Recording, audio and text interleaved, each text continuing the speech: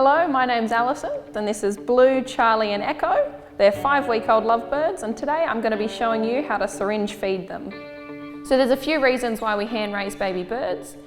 You could have new, inexperienced parents and they may abandon the baby or actually pass away, and in which case the babies can't actually fend for themselves, so you then take on the role of the parent in keeping them alive. Another reason why we hand raise them is you find a lot of people when they chop down trees, they don't know there's bird nests in them, and then when the tree comes down, so does the nest, and the parents abandon the baby because they can't find the nest anymore. And then the final reason why we hand raise birds is generally just so that we've got a companion, a nice bond with the bird. Okay, so the period of time that we generally hand rear a bird for varies depending on the bird itself. There's no set guidelines, but if you're really looking for a rough guide, generally you hand rear smaller birds like budgies, cockatiels, lorikeets up until around 8 weeks of age. Larger birds like cockatoos and macaws up until around 16 weeks of age.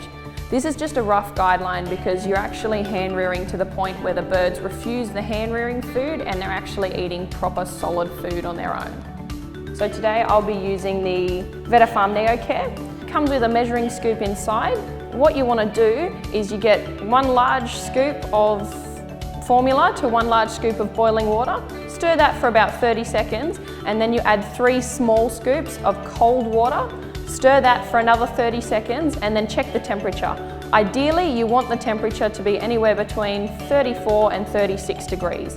Get the formula too hot and you'll actually burn the inside of the bird's crop. Too cold and you'll cause it to get sour crop, which is quite nasty. So today I'm going to be using a syringe to hand feed our baby birds. Using a syringe is probably the easiest way of doing it because you can get it in their beaks and get an exact amount that you need into them. Hand rearing birds isn't really an exact science as every bird will take a different amount of formula. So what you're actually going to be looking for is the bird's crop to fill up nicely and it basically changes to a nice yellowy colour. What you want to do is grab your baby bird loosely in one hand and your feeding syringe in the other. Gently pry open the bird's beak and stick the syringe inside and start squeezing a small amount of formula into the bird's mouth. You only want to use a small amount at a time, otherwise you may actually suffocate your bird. Now the final thing you want to do is after feeding your baby bird is get a damp tissue, cloth or paper towel and actually wipe off any excess formula, otherwise your bird's going to be left with a big biscuit on his feathers.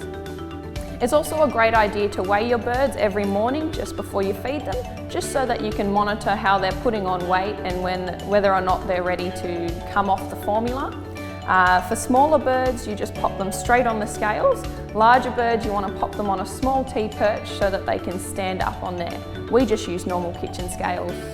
After you finish the hand rearing process, you'll find that you've got a better bond with your feathered friend.